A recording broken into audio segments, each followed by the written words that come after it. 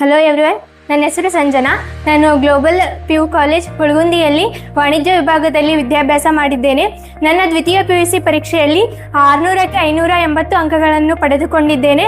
ನಾವೆಲ್ಲರೂ ತಿಳಿದಿರುವಂತೆ ಎಲ್ಲ ಕಾಲೇಜ್ಗಳಲ್ಲಿ ವಾಣಿಜ್ಯ ವಿಭಾಗವೆಂದರೆ accounts, statistics, history, business study, economics ಇರ್ತೈತಿ.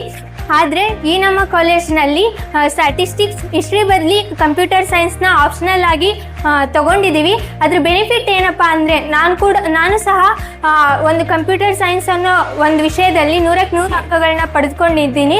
ಅದರ ಒಂದು ಬೆನಿಫಿಟ್ ತುಂಬ ಇದೆ.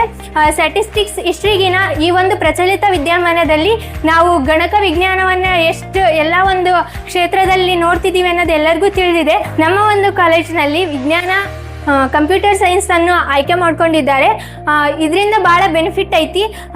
ನಾವೆಲ್ಲ ಸ್ಟೂಡೆಂಟ್ಸ್ ಏನಂತ ತಿಳ್ಕೊತೀವಪ್ಪ ಅಂದರೆ ಕಂಪ್ಯೂಟರ್ ಸೈನ್ಸ್ ಅದು ಟೆಕ್ನಾಲಜಿ ನಮ್ಗೆ ಆಗಲ್ಲ, ಸುಮ್ಮನೆ ಥಿಯರಿ ಸಬ್ಜೆಕ್ಟ್ ಓದೋದು ಬೆಸ್ಟ್ ಅಂತೇಳಿ ತಿಳ್ಕೊತೀವಿ. ಆದರೆ ನಮ್ಮ ಒಂದು ಈ ಗ್ಲೋಬಲ್ PU ಕಾಲೇಜ್ನಲ್ಲಿ ಅದೆಷ್ಟೇ ಟಫ್ ಇರಲಿ ಒಂದು ಒಳ್ಳೆ ಗೈಡೆನ್ಸ್ ಮೂಲಕ ಚೆನ್ನಾಗಿ ಸ್ಕೋರ್ ಮಾಡೋ ಹಾಗೆ ಮಾಡಿದ್ದಾರೆ.